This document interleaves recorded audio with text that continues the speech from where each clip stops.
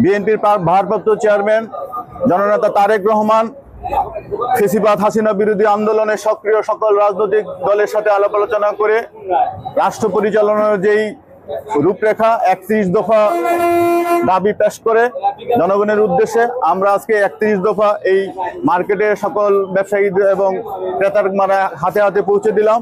এই লোকে আজকে যে সংস্কারের কথা বলা হচ্ছে, এই সংস্কারের সবকিছুই 31 দফার মধ্যে আছে। আমি এই সরকারকে, অন্তর্বর্তীকালীন সরকারকে, নিরপেক্ষ সরকারকে আহ্বান জানাবো এই 31 দফার ভিত্তিতে অতি সত্বর সংস্কার করে বাংলাদেশে একটা সুষ্ঠু নির্বাচনের তারিখ ঘোষণা করেন, যেই নির্বাচনে মানুষ ভোট দিবে। অনেকদিন মানুষ ভোট দিতে পারে না। আমি মনে করি আপনারা জানেন এই বাংলাদেশে সবচেয়ে নিপীড়ন নির্যাতনে হাসিনা যে কটা পরিবারকে সবচেয়ে বেশি নিপীড়ন নির্যাতন করেছে, সেই নিপীড়ন নির্যাতনের সবচেয়ে বেশি শিকার হয়েছে জিয়াউর রহমান পরিবার। খালেদা জিয়া এই 16 বছরের 6 বছরের উপরে জেলে ছিল।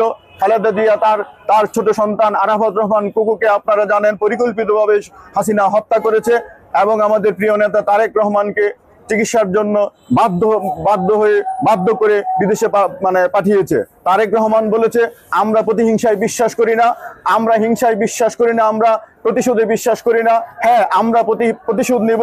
এই প্রতিহিংসার এই জিজ্ঞাসার আমরা হিসাব নিব, প্রতিশোধ নিব। এই 31 দফা বাস্তবায়নের মাধ্যমে, মানুষের সেবার মাধ্যমে, মানুষের অধিকার আদায়ের মাধ্যমে, গণতান্ত্রিক প্রতিষ্ঠানগুলোকে সক্রিয় করার মাধ্যমে আমরা এই হাসিনার এই প্রতিহিংসার আমরা অবশ্যই প্রতিশোধ নিব। সবাইকে ধন্যবাদ। বাংলাদেশ জিন্দাবাদ, জাতীয়তাবাদী দল জিন্দাবাদ, জাতীয়তাবাদী ছাত্র দল জিন্দাবাদ। আজকে যারা এই অনুষ্ঠানটি আয়োজন করেছে জাতীয়তাবাদী ছাত্র দলের সকল নেতৃবৃন্দকে আমি অভিনন্দন জানিয়ে বক্তব্য শেষ করছি। আল্লাহ হাফেজ।